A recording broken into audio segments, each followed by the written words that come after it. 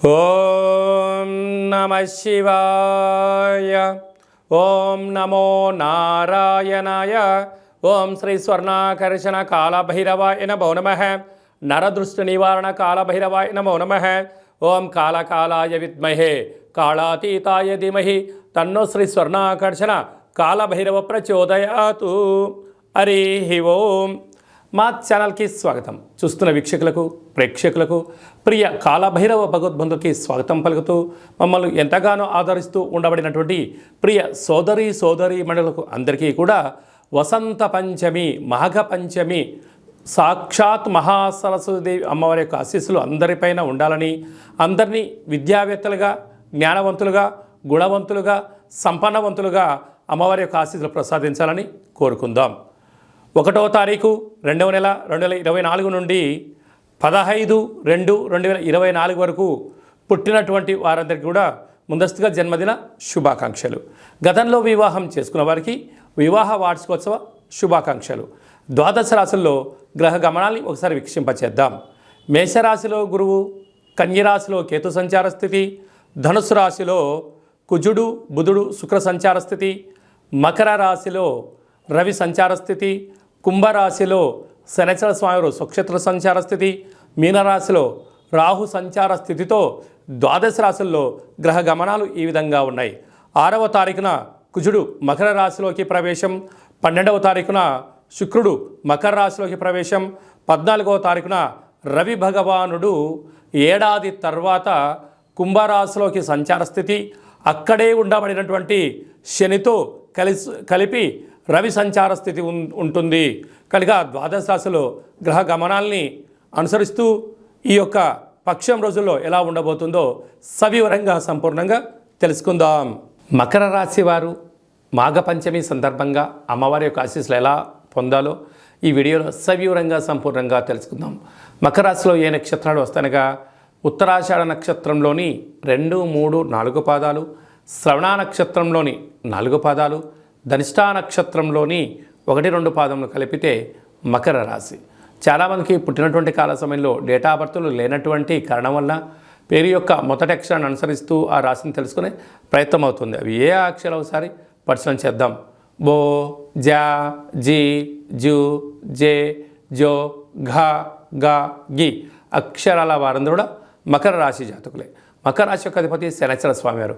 వీరు మాఘపంచమి సందర్భంగా అమ్మవారికి తెల్లటి నువ్వులతో కూడుకున్నటువంటి సున్నుండలు లాంటివి కానీ, నువ్వులతో కూడుకున్న పదార్థాలు కానీ, పాయసం లాంటివి కానీ, పెరుగు దద్దోజనం లాంటివి ఆహార పదార్థాలు, తెలుపు వస్త్రాలు, తెలుపు గాజులతో అమ్మవారికి అర్చన అభిషేకం చేసినట్లయితే విద్య, ఉద్యోగ, వ్యాపార, సంగీత, సాహిత్య, నృత్య అనేక కార్యక్రమాల్లో అన్నింటా విజయం మీ సొంతం కాబోతుంది. అంటే వీరికి ఒకవైపు ఏళ్లనాటి శని చివరార్ధ సంచార స్థితిలో ఉంది కనుక ఈ బుధాదిత్య రాజయోగం రాశిలోనే ఉండడం వలన ప్రభుత్వ అధికారులతో సఖ్యత, మౌనం, ధ్యానం, ఏకాగ్రత, మీ జన్మ నక్షత్రం రోజున మంగళ శనివారాల ఎందున అష్టమి తిథి ఎందున దూరావాయు జల ప్రయాణాలు పెట్టుకోకపోవడం ఉత్తమోత్తంగా భావించగలగాలి. ధనస్థానంలో శని సంచార స్థితి ఉండడం వలన ధనపరమైనటువంటి స్వల్పమైన చిక్కులు ఉండే అవకాశాలున్నాయి కనుక ధనాన్ని సమయాన్ని దయచేసి వృధా చేసుకోవద్దు. తృతీయ స్థానంలో రాహు సంచార స్థితి ఉండడం వలన తల్లిదండ్రులు, అత్తామామలతో స్వల్పమైన విభేదాలు రాబోతున్నాయి. డబ్బుల ఇచ్చిపుచ్చుకునే వ్యవహారంలో బంధువులతో మిత్రులతో దయచేసి వాగ్వివాదానికి ఇది సరైన సమయం కాదు అని చెప్పి గమనించాలి. అర్ధాస్తమ గురువు కారణం వలన దూర, వాయు, జల ప్రయాణాలు పెట్టుకునే కాల సమయంలో 1కి 100 సార్లు ఆలోచించగలగాలి. సమయం, ధనం వృధా అవ్వడమే కాకుండా పనులు కాకుండా అనేక రకాల ఇబ్బందికి మీరే ఇబ్బంది అవుతారు. భాగ్యస్థానంలో కేతు సంచార స్థితి ఉండడం వలన భార్యాభర్తలు, ప్రేమికులు, పార్ట్నర్షిప్ వ్యవహారాలు నడిపించేటప్పుడు ఓపిక, సహనం, పట్టుదల అవసరమని చెప్పి గమనించాలి. వ్యయంలో కుజ సంచార స్థితి ఉండడం వలన మీ జన్మ నక్షత్రం రోజున మీరు వాహనాలను, ధనాన్ని, లావాదేవీలను దూరంగా ఉండడం వలన సమయం, ధనం వృధా కాకుండా శత్రు ప్రభావాన్ని తొలగించే పరిస్థితి అధికంగా ఉంటుంది. డాక్టర్లు, వ్యాపారవేత్తలు, వ్యవసాయ సోదరీమణులు, గృహ భవన నిర్మాణ కార్యక్రమం చేసే వారికి చాలా మంచి కాలము అని చెప్పి గమనించాలి. ఫిబ్రవరి మాసంలో ప్రథమార్థంలో ముఖ్యమైనటువంటి పండుగల గురించి క్లుప్తంగా సవివరంగా సంపూర్ణంగా తెలుసుకుందాం. 3వ తారీఖున బహుళాష్టమి విశాఖ నక్షత్రము శనివారం సందర్భంగా, అలాగనే 9వ తారీఖు 2వ నెల 2024 పుష్యమాస అమావాస్య కళౌ వెంకటనాయక అనే వెంకటేశ్వర స్వామి యొక్క జన్మ నక్షత్రం అవ్వడం వలన శ్రీ క్షేత్రపాలక కాళభైరవ స్వామి వారి యొక్క పూజ, అర్చన, కాళభైరవ అష్టకం చదవడం, వినడం యోగదాయకం అని చెప్పి గమనించగలగాలి. ఒక్కొక్క మాసంలో ఒక్కొక్క కాళభైరవుడు ఉంటాడు కనుక ఈ పుష్యమాసంలో శ్రీ క్షేత్రపాలక కాళభైరవ స్వామిని స్మరించడం, ధ్యానించడం, ఆరాధించడం, కాళభైరవ అష్టకాన్ని వినడం వలన, అంటే ప్రతి ఇంట్లో ఒక పెద్ద ఆయన ఉంటాడు, ఆయన రక్షణ బాగుంటేనే ఇంట్లో వాళ్ళందరూ బాగుంటారు కనుక మనము మన కుటుంబ సభ్యులందరం కూడా క్షేమంగా, లాభంగా, ఆయురారోగ్యాలుగా ఉండగలగాలి అన్నట్లయితే శ్రీ క్షేత్రపాలక స్వామి వారి యొక్క స్మరణ, ఇంట్లో కూష్మాండ దీపము, కాళభైరవ స్వామి యొక్క సౌభాగ్య ముడుపును కట్టుకొని చేయడం వలన సర్వత్రా శుభం కలుగుతుంది. అలాగా మీకు ఇంట్లో చేసుకోలేనటువంటి వసతి లేనటువంటి వారందరూ ఈ కింది నెంబరు సంప్రదించినట్లయితే, మీ గోత్రనామాలు పంపించినట్లయితే మీకు వీడియో కాల్ ద్వారా మన యొక్క నరదృష్టి నివారణ కాళభైరవ స్వామి యొక్క దేవాలయంలో అర్చన, అభిషేకము, కూష్మాండ దీపము, హోమ కార్యక్రమంలో చేయించి స్వామి యొక్క ప్రసాదాన్ని మీకు కొరియర్ ద్వారా ఇంటికి పంపించడం కూడా జరుగుతుంది. అలాగనే మనకు 10వ తారీఖు నుంచి, ఫిబ్రవరి 10వ తారీఖు నుంచి మాఘమాసం ప్రారంభము. శాస్త్రాల్లో మనకి ఏమని చెప్పారయ్యా అంటే ఆమాకావై ఆషాఢ, కార్తీక, మాఘ, వైశాఖ మాసములు అద్భుతమైనటువంటి ఆధ్యాత్మిక చింతనకు మంచి మాసాలు అని చెప్పుకోవడం జరుగుతుంది. కనుక మాఘమాసంలో పరమేశ్వరుడి యొక్క స్మరణ, స్వామివారి యొక్క దర్శనం, అభిషేకం వలన యోగం కలుగుతుందని చెప్పి గమనించగలగాలి. 14వ తారీఖున మాఘశుద్ధ పంచమి, మాఘపంచమి సాక్షాత్క మహాసరస్వతీదేవి అమ్మవారు భూమండలంలో ఉండబడినటువంటి అందరికీ వాక్కును ప్రసాదించేటువంటి స్వామివారు కనుక అందరికీ విద్యా వినయ సంపన్నం అంటారు. విద్య ద్వారా వినయం, వినయం ద్వారా ఉద్యోగం, ఉద్యోగం ద్వారా ధనం, ఆ ధనం దుర్వినియోగం కాకుండా సద్వినియోగం ఎలా పరుచుకోగాలో మనకు సరస్వతి మాత ఆశీస్సులతో ఉండడం జరుగుతుంది. అందుకే మనము 3వ సంవత్సరం చిన్నపిల్లలకు పడగానే మొట్టమొదటి అక్షరాభ్యాసం ఎప్పుడు చేయించాలి అని చెప్పి అనేక మంది తల్లిదండ్రులు ఎదురు చూస్తూ ఉంటారు. ఆ రోజు మీ యొక్క చిన్నపిల్లలని సరస్వతి మాత దేవాలయానికి తీసుకొని వెళ్ళి అక్షరాభ్యాసం ఓం నమ శివాయ సిద్ధం నమమ అనేటువంటి మంత్రంతో సరస్వతి మాత పూజ చేయించి వ్రాయించడం, అలాగనే చదువుతూ ఉండబడిన విద్యార్థులందరూ కూడా బుక్స్లు, పెన్నులు, స్లేట్స్, ల్యాప్టాప్స్, ఈ ప్రస్తుత కాలమాన ప్రకారంగా ఆధునికంగా చదువుకునే ఏ వస్తువులైనా కూడా అమ్మవారి దగ్గర పెట్టి పూజ చేసి, లేదంటే ఆ కుంకుమను తీసుకొని వచ్చి పూజ చేసుకోవడం వలన సంగీతము, సాహిత్యము, నృత్యము అనేక కార్యక్రమాల్లో విజయానికి అమ్మవారి యొక్క ఆశీస్సులు ఉంటాయని చెప్పి గమనించగలగాలి.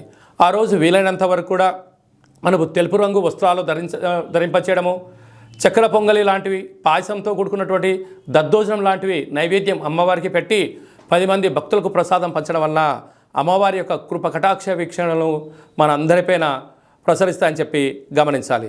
కనుక అదే కాకుండా ఈ యొక్క ఫిబ్రవరి నెలలో ఈ ప్రథమార్థం అంతనూ కూడా అద్భుతమైన విజయం ఇంకనూ సాధించగలగాలి అన్నట్లయితే ఈ యొక్క పాత్ర కంచు పాత్ర అంటారు. స్వర్ణాకర్షణ కాళభైరవ స్వామి వారి యొక్క అక్షయ పాత్ర. అక్షయము అనగా నశించబడినటువంటిది, కాళభైరవుడు అనగా కాలాన్ని శాసింపజేసే శక్తి కేవలం కాళభైరవుడికి మాత్రమే ఉంటుంది. కాళభైరవ స్వామి వారు కాశీక్షేత్రంలో ఉండడము, కాశీక్షేత్రానికి క్షేత్రపాలకుడుగా ఉండడం జరుగుతుంది. అలాగే ఉజ్జయిని క్షేత్రంలో కూడా అక్కడ ప్రాంతానికి అంతడు ఆయనే తిరుగులేని చక్రవర్తి. అలాంటి ఆ కాళభైరవ స్వామి స్మరణ, ధ్యానము, అలాగా ఈ అక్షయ పాత్ర మన గృహంలో ఉంచుకొని ప్రతిరోజు ఉదయము, సాయంత్రము మీరు పూజా కార్యక్రమం ముగించుకున్న తర్వాత 2 అగరబత్తులను తిప్పి ఈ యొక్క కర్ర సహాయం ద్వారా వీటిని ఇలా చిన్నగా శబ్దం చేసినట్లయితే ఓంకార శబ్దం రావడం జరుగుతుంది. అలాగా ఈ ఓంకార శబ్దాన్ని ఎలా సృష్టించాలన్నట్లయితే మనము గృహంలో ఇసురాయిని ఎలా తిప్పుతామో అలా చిన్నగా ఇక్కడ తిప్పగలిగినట్లయితే ఓంకార శబ్దం రావడం జరుగుతుంది. ఈ యొక్క శబ్ద తరంగాల ద్వారా మానవుని శరీరంలో ఉండబడినటువంటి మూలాధార, స్వధిష్టాన, మణిపూర్వక, విశుద్ధ, అనహత, ఆజ్ఞా చక్రాలు వికసింపచేసి గృహంలో ఉండబడినటువంటి నరదృష్టి, శత్రుదృష్టి, భూత, ప్రేత, పిచాచ, బ్రహ్మర, యక్షర, యమదూత, శాకిని, డాకిని, గ్రహదోషాలు, తంత్ర ప్రయోగాలు, తాంత్రిక ప్రయోగాలు, నరదృష్టి దోషాలు తొలగిపోతాయని చెప్పి గమనించాలి. మరొక్కసారి శబ్దం చేసే ప్రయత్నం చేద్దాం.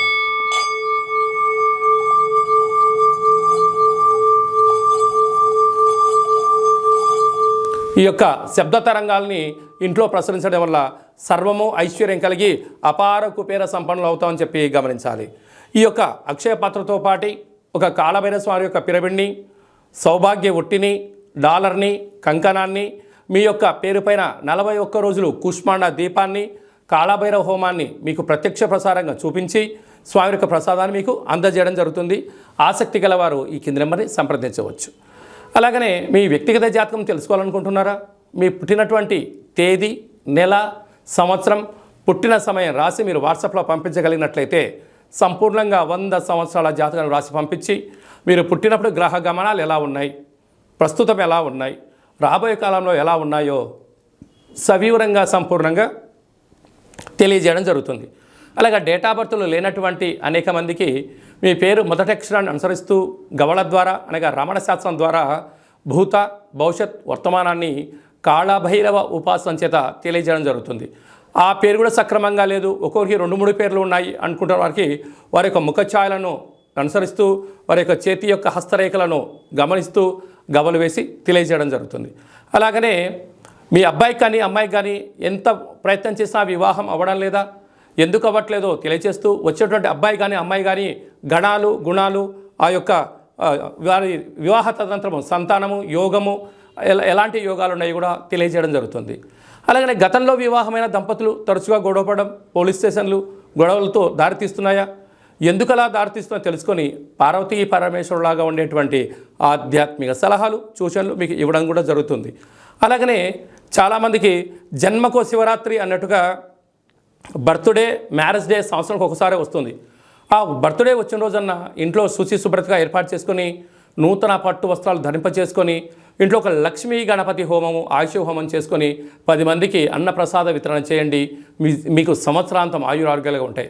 అలా కుదరలేనటువంటి పక్షంలో మన యొక్క దేవాలయంలో 12 జ్యోతిర్లింగేశ్వర స్వామివారికి, సహస్ర నర్మదా శివలింగేశ్వర స్వామివారికి, శ్రీ కాళీ సమేత నరదృష్టి నివారణ కాళభైరవ స్వామికి మీ పేరుపైన అర్చన, అభిషేక, హోమ కార్యక్రమాలు చేయించి మీకు ప్రసాదం కూడా అందజేయడం జరుగుతుంది.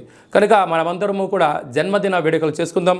వివాహ వార్షికోత్సవ కార్యక్రమం జరుపుకొని మీ ఇద్దరి మధ్యలో ఉండబడినటువంటి ఆటంకాలను తొలగించుకునే మానవ ప్రయత్నం చేద్దాం. అలాగనే మనం ఇంట్లో కాళభైరవ పూజ చేసుకోవాలి, ప్రతిరోజు మన పైన అర్చన ఎలా చేయించుకోవాలి, ప్రతిరోజు మన అభిషేకం ఎలా చేయించుకోవాలి అనే విషయాలన్నీ కూడా ఈ కింద మనం సంప్రదించినట్లయితే మీకు అందరికీ కూడా ఆ కాళభైరవ స్వామికి ఆశీస్సులను ప్రసాదింపజేయడం జరుగుతుంది. అలాగనే ఈ మాఘమాసంలో పంచమి తిథిన అమ్మవారి ఆశీస్సులు ఉండాలని కోరుకుంటూ ఆశీర్వదించాం. ఓం ప్రణో దేవి సరస్వతి వాజేభిర్వాజినీవతి ధీనామ విత్రీవతు మహాకాళి మహాలక్ష్మి మహాసరస్వతి దేవతాభ్యో నమో నమః. అందరిపైన ఆ సరస్వతి మాత ఆశీస్సులు ఉండాలని కోరుకుంటూ ఆశీర్వచనం.